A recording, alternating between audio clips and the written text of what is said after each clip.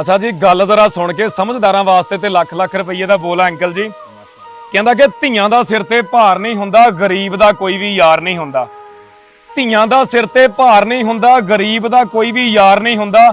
ਕਬੂਤਰ ਸਿਆਣਾ ਹੋ ਸਕਦਾ ਏ, ਕਾਂ ਵਾਂਗੂ ਹੁਸ਼ਿਆਰ ਨਹੀਂ ਹੁੰਦਾ। ਤੇ ਜਿਹੜਾ ਸੁੱਖ ਦੇ ਬਦਲੇ ਦੁੱਖ ਦੇਵੇ ਉਹ ਦਿਲੋਂ ਮੁਖਲਸ ਦਿਲਦਾਰ ਨਹੀਂ ਹੁੰਦਾ। ਉਹ ਜਿਹੜਾ ਸੁੱਖ ਦੇ ਬਦਲੇ ਦੁੱਖ ਦੇਵੇ ਉਹ ਦਿਲੋਂ ਮੁਖਲਸ ਦਿਲਦਾਰ ਨਹੀਂ ਹੁੰਦਾ। ਤੇ ਅੱਧੀ ਰਾਤੀ ਜੇ ਘਰ ਲੁੱਟਿਆ ਜਾਵੇ ਬੇਲੀਓ ਜਾਗਦਾ ਪਹਿਰੇਦਾਰ ਨਹੀਂ ਹੁੰਦਾ। ਓਏ ਅੱਧੀ ਰਾਤੀ ਜੇ ਘਰ ਲੁੱਟਿਆ ਜਾਵੇ ਬੇਲੀਓ ਜਾਗਦਾ ਪਹਿਰੇਦਾਰ ਨਹੀਂ ਹੁੰਦਾ। ਤੇ ਜਿਹੜਾ ਖਾਲੀ ਜੇਬ ਦਾ ਭੇਤ ਨਾ ਦੇਵੇ ਹਰ ਕੋਈ ਇੰਜ ਦਾ ਫਨਕਾਰ ਨਹੀਂ ਹੁੰਦਾ।